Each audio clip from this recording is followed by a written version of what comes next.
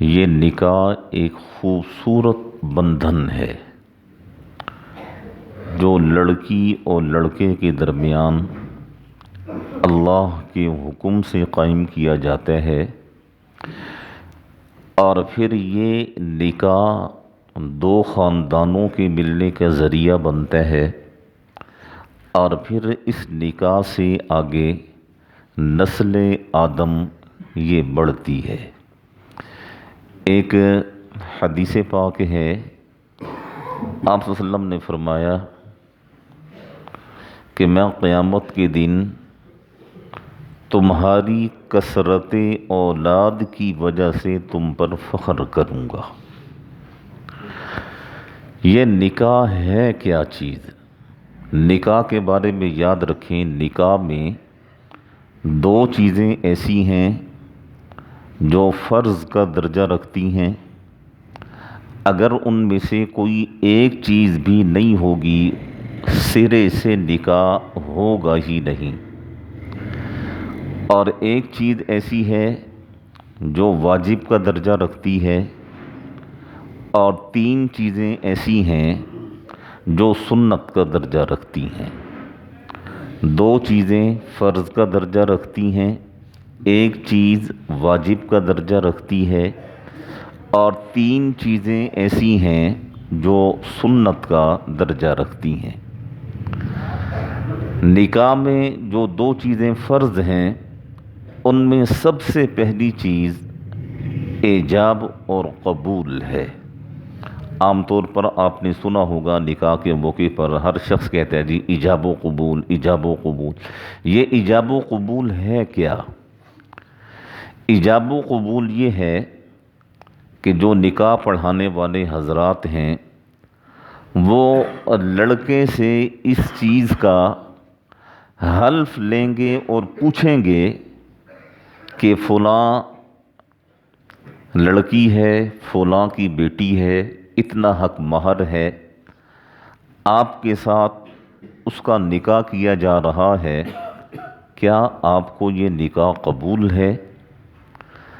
تو وہ لڑکا جو ہے نا وہ بڑے آہستہ سے کہہ دیتے ہیں جی قبول ہے۔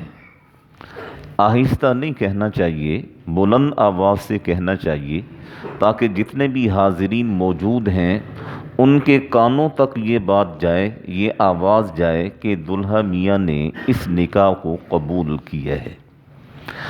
اور ایک دفعہ اگر دلہے نے کہہ دیا کہ قبول ہے تو بس یہ ایک دفعہ کا کہہ دینا کافی ہے۔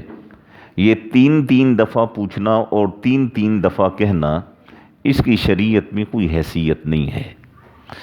اور ایک چیز اور بھی سر دست ذہن میں رکھیے، آپ دوستوں نے یہ چیز دیکھی ہوگی کہ جب نکاح پڑھانے کے لیے خطبہ نکاح شروع کیا جاتا ہے تو خطبہ نکاح سے پہلے دلہے سے کلمے سنے جاتے ہیں یا انہیں کلمے پڑھائے جاتے ہیں۔ اس چیز کی بھی شریعت میں کوئی حیثیت نہیں ہے۔ یہ کلمے کیوں پڑھائے جاتے ہیں؟ کیا وہ جو دلہا سامنے بیٹھا ہے وہ پہلے کافر تھا اب مسلمان ہو رہا ہے؟ اس چیز کی بھی شریعت میں کوئی حیثیت نہیں ہے، اور نہ آپ صلی اللہ علیہ وسلم کے زمانے میں جتنے بھی نکاح ہوئے ہیں ایسی کوئی چیز ملتی ہے۔ اگر یہ چیز ہوتی اور کلمہ پڑھانے کا کسی بھی صورت میں وجود ہوتا تو یہ فرائض میں، واجبات میں یا سنتوں میں کہیں نہ کہیں تو علماء کرام نے لکھا ہوتا۔ کہیں بھی علماء کرام نے اس چیز کو نہیں لکھا ہے، تو یہ چیز بھی یاد رکھیں، یہ بھی زوائد میں سے ہے، یعنی یہ بھی زائد چیزیں ہیں اور اسے ختم کرنا چاہیے۔ یہ خواہ مخواہ اس کو بڑھاتے بڑھاتے بڑھاتے ایک وقت آئے گا یہ نکاح کا لازمی حصہ تصور کیا جائے گا، نکاح کا لازمی حصہ سمجھا جائے گا۔ لہذا اس چیز کو جہاں تک ہو سکے، جہاں تک آپ کا بس چلے، اس چیز کو یہیں ختم کریں، اور جن سے بھی آپ نکاح پڑھوائیں ان سے کہیں جی آپ نکاح پڑھائیں۔ مجھے ایک جگہ نکاح میں شرکت کا اتفاق ہوا، یہ آپ معاشرے کا ظلم دیکھیں۔ تو میں اس مجلس میں موجود تھا، وہ نکاح پڑھانے والے جو تھے وہ سب کچھ کرنے کے بعد، یعنی وہ فارم فل کرنے کے بعد جب نکاح کے لیے وقت آیا تو وہ لڑکے والوں نے کہا جی کھڑے ہو کر نکاح پڑھائیں، جی کھڑے ہو کر نکاح پڑھائیں۔ اب وہ امام صاحب جو ہیں وہ بیچارہ وہ کھڑا ہے، اس نے ہاتھ باندھے ہوئے ہیں اور ہاتھ باندھ کر وہ نکاح پڑھا رہا ہے مجلس کے سامنے۔ یہ کیا تماشا ہے، یہ کیا طریقہ لوگوں نے بنایا ہوا ہے۔ دیکھیں ہر انسان کو عزت دی جائے، جب آپ عزت نہیں دیں گے نا آپ کی عزت بھی کوئی نہیں کرے گا۔ اب وہ غریب کھڑا ہوا ہے، کھڑے ہو کر شرمسار ہے اور نکاح پڑھا رہا ہے، نکاح کا خطبہ اس نے پڑھا، پھر اسے کہا جی آپ بیٹھ جائیں۔ دیکھیں نکاح کا خطبہ جو ہے یہ سنت عمل ہے، اور بیٹھ کر سکون کے ساتھ خطبہ نکاح کو پڑھا جائے۔ تو یہ چیز اچھی طرح ذہن میں رکھیں کہ یہ نکاح سے پہلے جو کلمے وغیرہ پڑھائے جاتے ہیں اس کی شریعت میں کوئی حقیقت نہیں ہے، کوئی اصل نہیں ہے، صرف ایجاب قبول یہ فرض ہیں، اور ایک چیز واجب ہے، اور 3 چیزیں ایسی ہیں جو سنت ہیں۔ اور لڑکے سے جب ایک دفعہ، اور یہ بھی آپ نے دیکھا ہوگا 3 دفعہ لڑکے سے پوچھا جاتا ہے جی قبول ہے، اور بھائی قبول ہے، بھائی قبول ہے، بس ایک دفعہ اس نے ہاں کر دی کہ جی قبول ہے، بس ختم۔ یہ 3 دفعہ پوچھنے کی بھی کوئی ضرورت نہیں ہے۔ اور اسی طریقے سے اسی مجلس کے اندر لڑکی کے جو وکیل ہوگا وہ وکیل اٹھ کر لڑکی کے پاس جائے گا اور اپنے ساتھ 2 آدمیوں کو لے کر جائے گا اور لڑکی سے جا کر ایجاب و قبول کروائے گا۔ اور لڑکی کے بارے میں بھی سنیں، سب سے بہترین صورت تو یہ ہے کہ لڑکی اتنی اونچی آواز سے کہے کہ جو 3 آدمی آئے ہوئے ہیں وہ اپنے کانوں سے یہ چیز سنیں کہ قبول ہے۔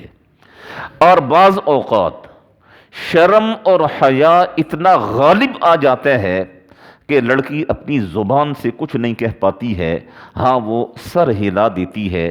یہ سر ہلانا بھی اس کا کافی ہے، یہ سر ہلانا بھی اس کی طرف سے رضامندی ہے۔ اور بعض جگہ پر یہ بھی لکھا ہے کہ لڑکی نہ سر ہلا پاتی ہے اور نہ لڑکی بول پاتی ہے، بس یہ ہے کہ لڑکی کے آنکھوں سے آنسو بہہ پڑتے ہیں۔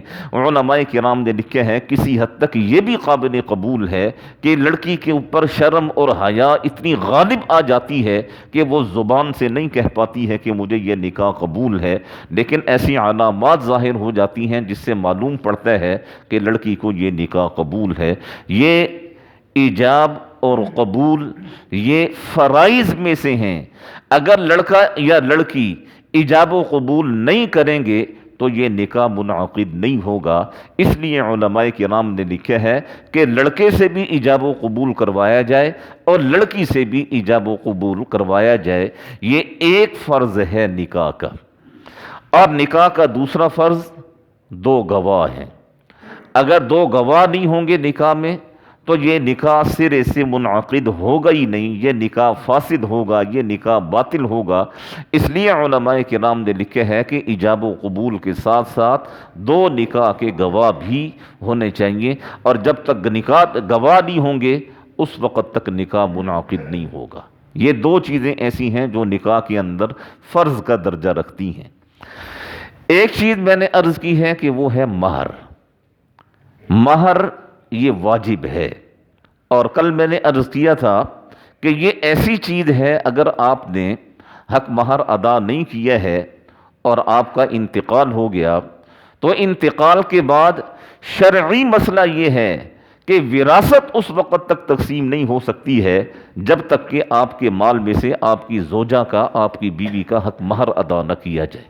پہلے حق مہر ادا کیا جائے گا، اس کے بعد پھر وراثت تقسیم کی جائے گی۔ یہ حق مہر اتنی لازمی چیز ہے، اور آپ صلی اللہ علیہ وسلم نے فرمایا کہ جو شخص اپنی بیوی کو حق مہر ادا کیے بنا وفات پا جاتا ہے، قیامت کے دن اللہ جل شانہ اسے ظالموں میں اٹھائیں گے، وہ ظالم بن کر قیامت کے دن اللہ جل شانہ کی بارگاہ میں پیش ہوگا۔ اور یہ مہر ہے کتنا، میں پھر مختصراً بتا دیتا ہوں۔ کل میں نے بڑی تفصیل سے عرض کیا تھا کہ کم از کم حق مہر وہ 10 درہم ہے۔ آپ صلی اللہ علیہ وسلم نے فرمایا لا مہر لأقل من 10 دراہم، کہ 10 درہم سے کم میں کوئی مہر نہیں ہے۔ اور یہ 10 درہم یہ ہے کیا؟ یہ چاندی کا ایک سکہ ہوا کرتا تھا اس زمانے میں جس زمانے میں آپ صلی اللہ علیہ وسلم نے یہ مہر متعین فرمائے ہیں، اس زمانے میں چاندی کا یہ ایک سکہ ہوا کرتا تھا، درہم یہ چاندی کا سکہ ہوا کرتا تھا، دینار یہ سونے کا سکہ ہوا کرتا تھا۔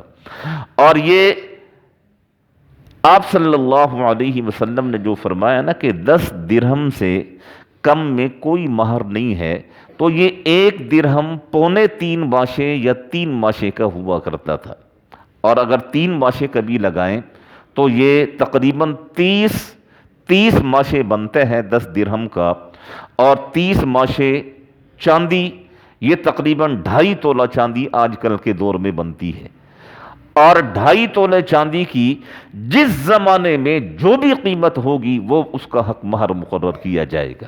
آج کل 2.5 تولے چاندی کی قیمت وہ تقریباً 37، 38، 3900، 4000 کے قریب ہے۔ 5000 روپیہ حق مہر مقرر کیا جاتا ہے۔